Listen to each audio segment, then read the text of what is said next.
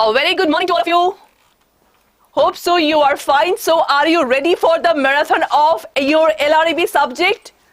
Pritish, Sarat, Vinay, Shehnaz. So are you ready? So we are going to start the non-stop marathon of your LRB subject. So hope so you are ready for this class. Okay. We will do all the 4 modules. You can see in this thumbnail that it's cover all the important sections of your LRB, because many students, just afraid that ma'am, how to learn all the section of the legal subject, and this session also contain the revision of all the 4 module, and the last one, the exam oriented question. At last we will do this part. Okay, so hope so you are well. A very warm good morning to all of you. Okay. Okay, Anantha ma'am, are you ready? Anantha ma'am is always ready for my class. Smita ma'am, Ramji sir. Exactly, Pandit sir, Raj, Reba sir. Excellent. Now, you can see, first of all, see the quotation so that it can just motivate you. You get what you focus on. So focus on what you want, and what you people want to crack this LRB session. So this session is specially made for the English medium student who are going to give exam in 6 March in English medium, and at evening Praveen sir will also come and he will take the session in the bilingual language of your LRB subject. A very warm good morning to all of you. Okay, now first of all, see the LRB subject. I will just teach you each and every act, each module in a very explained way. So the first one, the legal subject, legal and regulatory aspect of banking, it's contain the 4 module. So the 4 module contain, the module A contain the regulation of bank, module B contain the banking terms, and module C contain the banking related acts, and the last one contain the commercial law. So in your exam you have to focus on these 2 modules, that is module C. Module C is important and module D is important, because many questions will come in this particular act. Okay, so be ready, because we are going to start from the module D. So that's why module D is very, very important. And then after module C, and then after module B, and then after we will do the module A. Okay, hope so. Are you just taking the tea? Okay, but ma'am is standing in front of you. Okay, now we will start from the module D. First of all, we will cover the important content and the important section of all the module. So we will start from the module D, and then at last we will do the questions, and these questions are very important one. Okay, now just start. Module D, it's contain the commercial law with reference to the banking operation. So first of all, just try to understand. I don't know that what you have, I think in the paid batch you have already taken the classes, and many of you are new in this session. So first of all, please like and subscribe this channel and share it among your friends and colleagues. Okay, now this module D contain the commercial law with reference to the banking operation. So in this act, what you have to cover, just see. You have to cover these 10 acts in module D. Okay, Abhishek sir, this module D, it's a commercial law. So commercial law, it basically means that apply to the, commercial law means that's apply to the banking sector. So module D basically deal with this one. And what is commercial law? That is totally relate to the contract. So all the acts come under the Contract Act.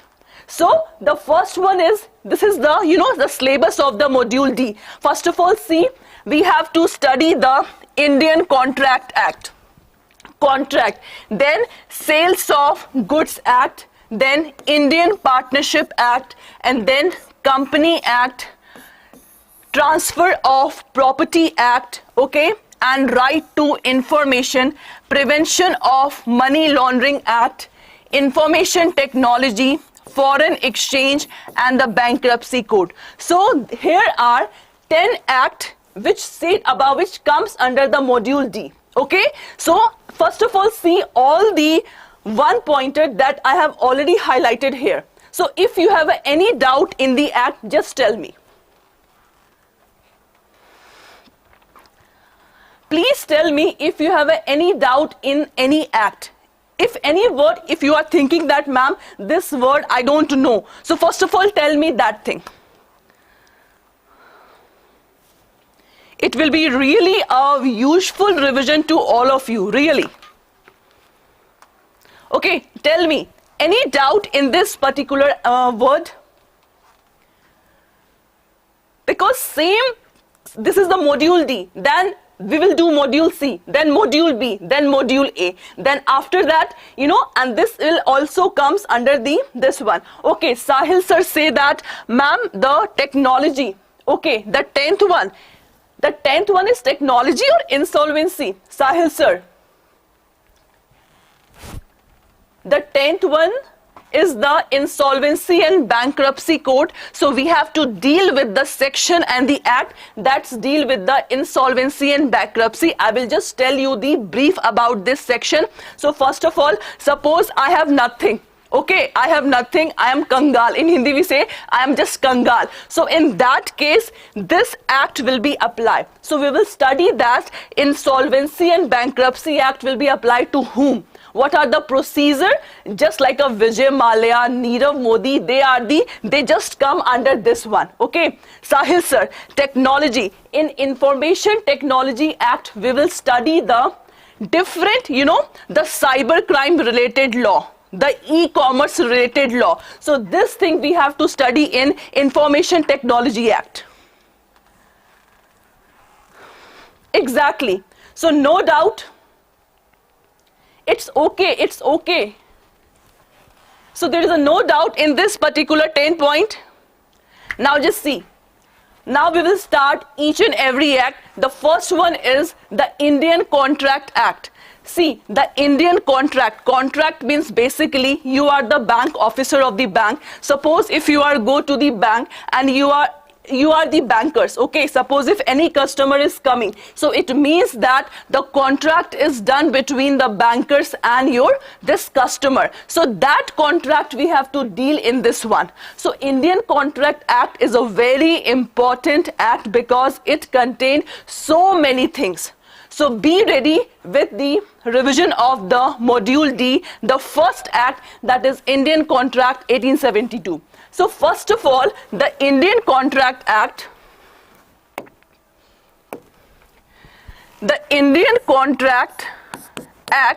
it is basically divided into two parts. See, the first one is the general principle of contract and the second one is the special principle of contract. Okay, now first of all, we have to deal with the general principle of contract. What is general thing? General means which is common to all of you. That is called general. Okay. When we will deal with this portion, then this portion will be automatically applied to the special principle of contract. And in special principle of contract, everything will be come from the general principle of contract. So that's why this is very, very important.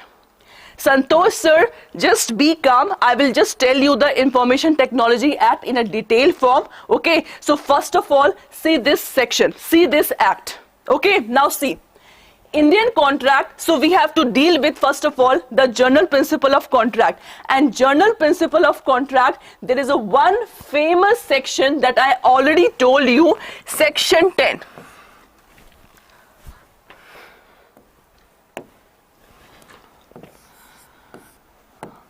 Section 10. What is section 10? Please revise this section. The first section which I am going to tell you, that is the backbone of Indian Contract Act. Suppose we have a backbone now, so it means we are just stable. So same thing in the Indian Contract Act, section 10 is known as the backbone of the Indian Contract Act. Now what it say? It say about the valid contract. Suppose if any customer is coming to the, you are the bankers, if any customer is coming, so you have to deal with the valid contract, isn't it? So what are the qualities and the essential points of the valid contract? The first one is that there must be two parties.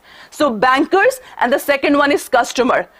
one person cannot do any contract. So for any contract, there must be two parties. Okay.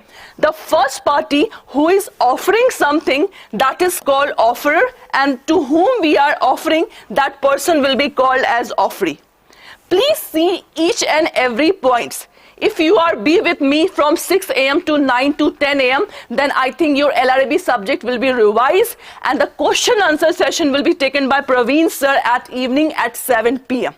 Okay, now the second one, in every valid contract there must be legal relationship. Suppose if a boy is proposing a girl and a girl just slap him, the boy will go to the court?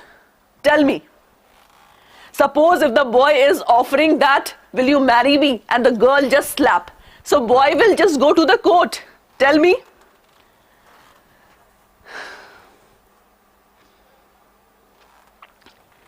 Tell me. The boy will go to the court or not?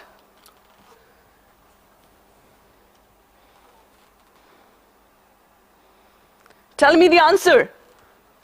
So the boy will not go to the court. Why? Because it is generally a social contract, or you can say the domestic contract. Okay. Oh, Talari sir saying yes ma'am, he will go. Why he will go, huh? He will not go, because this is a simple example of the social contract, and we have already read that we do not deal with the social contract, this one religious contract, domestic contract, but we have to deal with the legal contract. So there must be the legal relationship between the two persons. The next one is there must be fulfillment of the legal formalities. Legal formalities means simply if any customer is coming, then it means that we have to deal with the legal formalities. Not okay, come and go. No, we will not say this thing. What we have to do, we have to fulfill the legal formalities. Okay. Now, certainty of meaning. What is certainty of meaning? That the term should be clear. Suppose if customer is asking that I have to deposit the 10 lakh rupees, so it means that there is a certainty of this one. Okay. Okay. Vinod sir, this full revision, or Vinod sir, it's a full revision. You can say the full revision of all the module of your LRB subject. Okay. Now, the next one is certainty means the term should be clear. Okay. 10 lakh means I have to deposit only 10 lakh, not 10 lakh 1 rupees. Now, there should be possibility of performance. Suppose if I say to Jaya ma'am, please go and just bring star and moon for me. So is that possible? Suppose if I say to this ma'am, Jaya ma'am, please bring me star and moon, then I will just give you blessing, then your exam will be cracked. So will Jaya ma'am go and just bring this star and moon? Tell me.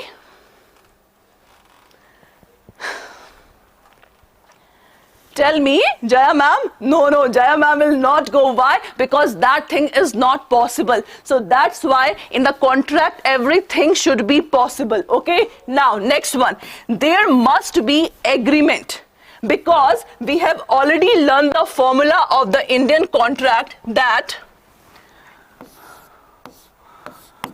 offer plus acceptance is equal to promise. Promise in legal term is called agreement. In agreement, when law will be enforced, that is called contract. So it means that there must be an agreement. This is the agreement, then only the contract will become. Okay, most welcome Prabhav sir. How are you?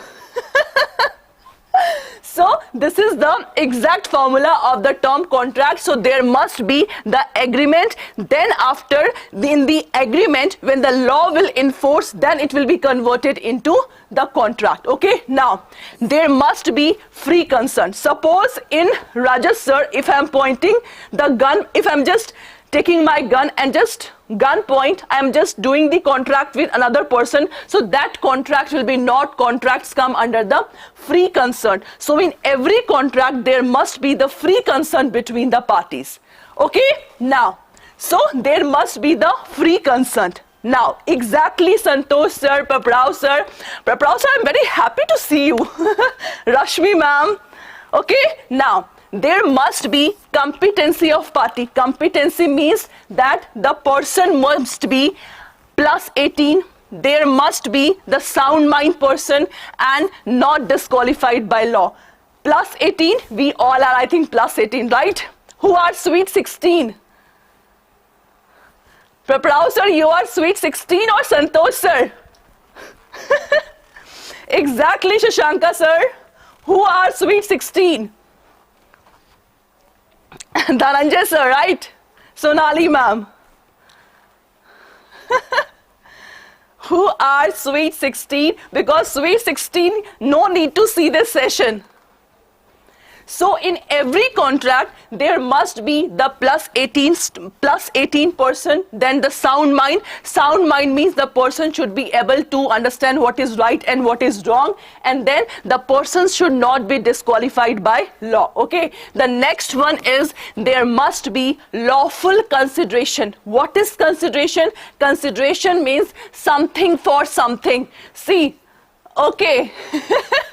Prachi ma'am says sab ladkiyan is sweet 16. Excellent, Prachi ma'am, exactly. So what is lawful consideration? Lawful consideration means that there must be something for something. Suppose if I'm just go to the shop and I have just purchased the 10 kg rice, it means that the rice is consideration for me and rupees is consideration for the shopkeeper. So that is called there must be the lawful consideration in the contract. If there is any unlawful thing, then it will be rubbish. Then it will be not comes under the legal contract. Good morning to all of you. Santosh sir, very late. There must be legal object. See, your question half marks and 1 marks in LRB will come under this point. So kindly see all the points here.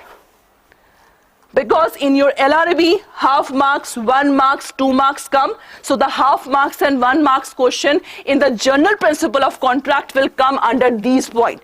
So please see this session.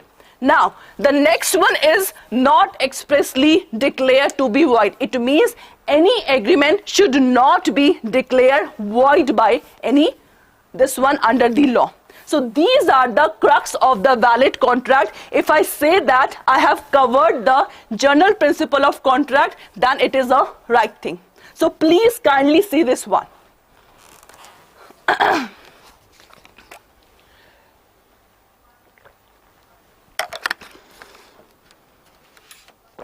Now, see, the section that you have to learn under general principle of contract, please see. Section 10, essential points of valid contract that we have already covered. Section 11, that is capacity to contract. Capacity to contract means the person who is capable to do any contract. Then this one, plus 18, sound mind and person not disqualified by law, that we have already covered. So please learn that section. This one is there. Okay, now next one, section 15, coercion. Section 16, undue influence. I will tell you one thing that's always come under these 4 words. Next one is section 17, fraud, and the next one is section 18. Anantha ma'am, in Indian Contract Act, the majority is 18 years. Anantha ma'am, in Indian contract, the majority year is given 18 years. That's it. Okay, now see, if any contract is done by coercion, if done by undue influence, if done by fraud, if done by misrepresentation, then the contract will be voidable contract. Please see this. If any contract is not Santosh sir void, I will explain the term what is valid, what is void and what is voidable contract. But first of all, you have to see that if any contract is done under coercion, coercion means to threatening someone. If any contract is done under undue influence means, you know, hypnotize. If I'm just hypnotizing anyone and I'm taking the property of other person, that is called hypnotize. Fraud means to deceive someone, conceal someone. That is called fraud. And misrepresentation means if I am representing wrong thing to the another person. So if any contract is done by these 4 points under section 15 to 18, then the contract will be voidable contract. This is an important section of this one. Now, what is void agreement? What is void contract? And what is voidable contract? And what is illegal agreement? Please see, I will explain each word, each thing in a one word, okay?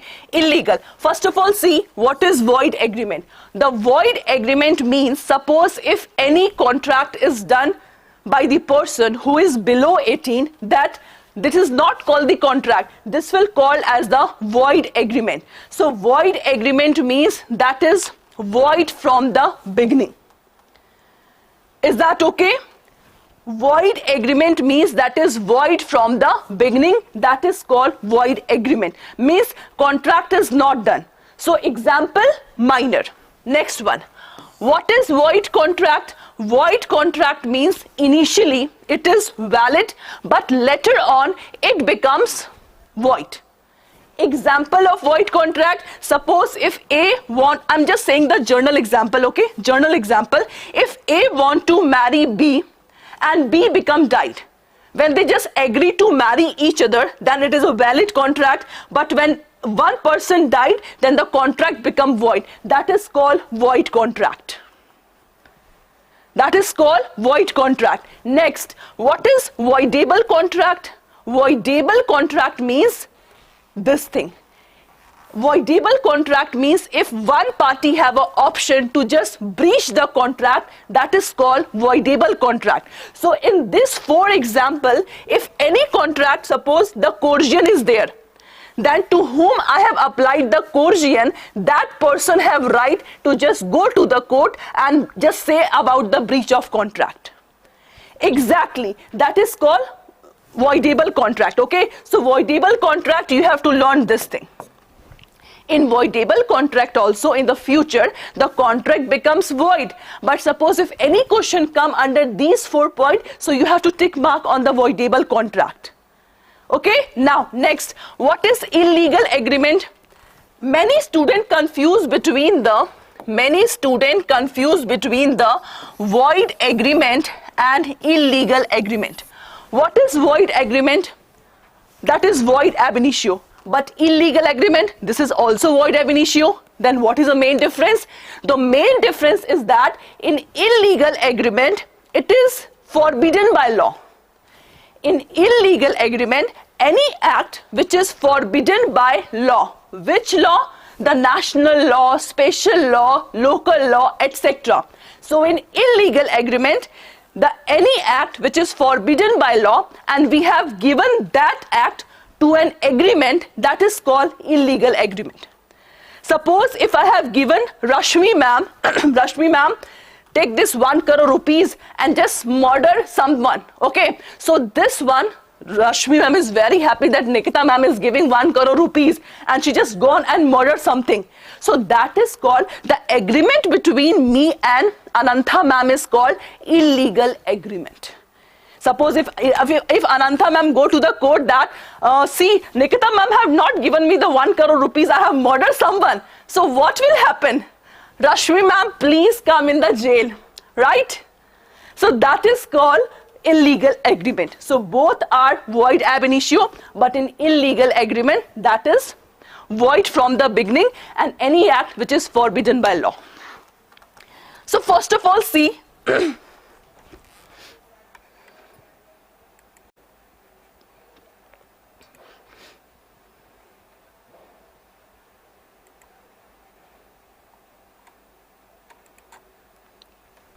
see, so I will say you the one sentence. The sentence is that all illegal agreements are void agreement. Please listen this. all illegal agreements are void agreement, but all void agreement may or may not be this one, illegal. Just tell me the one example. Just tell me the one example of my words. What I say, all illegal agreements are void agreement, but all void agreement may or may not be illegal. Tell me the one example. Shashi sir, very good morning to all of you. Why you are late? Tell me the example of the sentence which I have told you.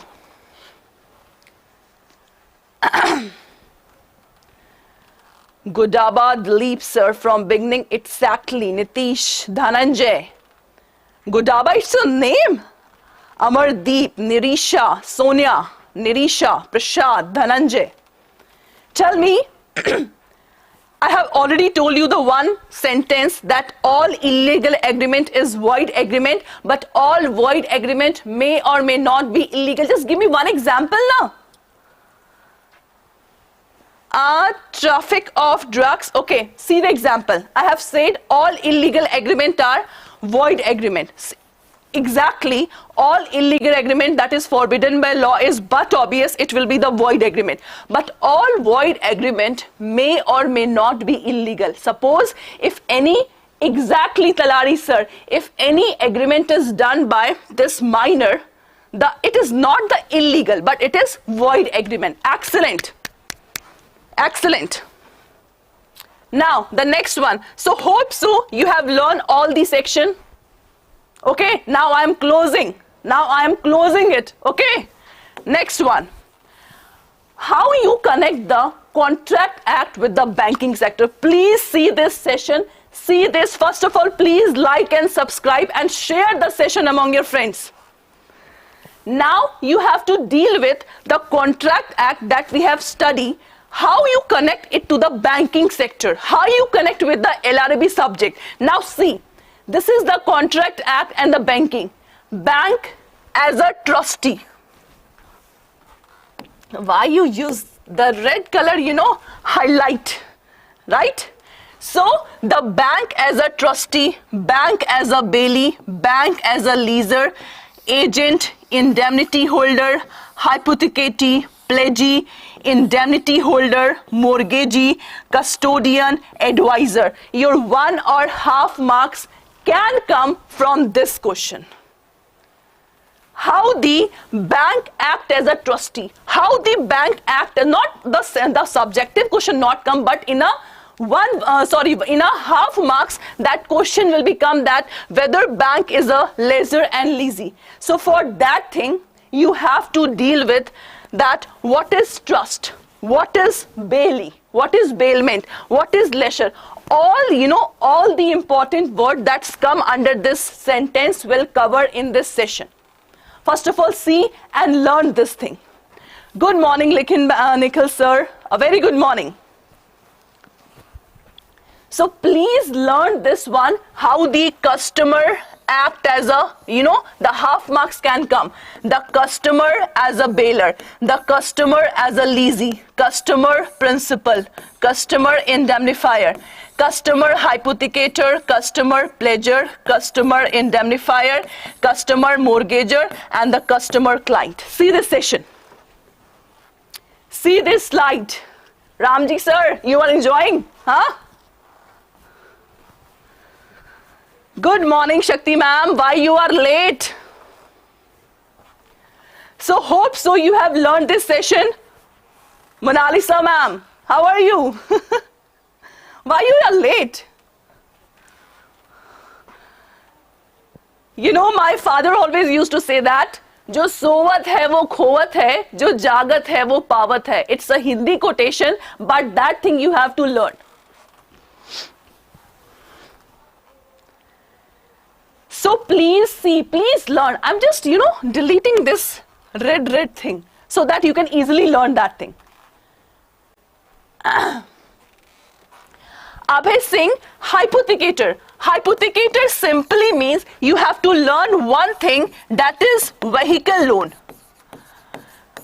It means suppose if I am a customer and I just want to purchase a vehicle. So suppose if I go to the bank that, sir, I want to purchase vehicle but I have no money. So the bank will deposit and I have purchased the suppose BMW. Okay. So in that case I have to deposit the paper of the car to the bank. And the car is with me. It means the possession and the ownership of the car is with me, but the document is with the bank. So that is called hypothecation. Suppose if I am not able to pay the money to the bank, so in that case the bank have authority to just take my car. That is called hypothecator. Ab hai sir. So is that clear to all of you? Is that clear to all of you? So please learn, and it is not so easy. If you are asking that, ma'am, please give the one example, then I will tell you each and every word. What is indemnity, what is hypothecator, what is pledge, what is bailey, what is mortgage, everything I will explain. So that's why please learn this thing. Please learn this thing. Exactly. Okay.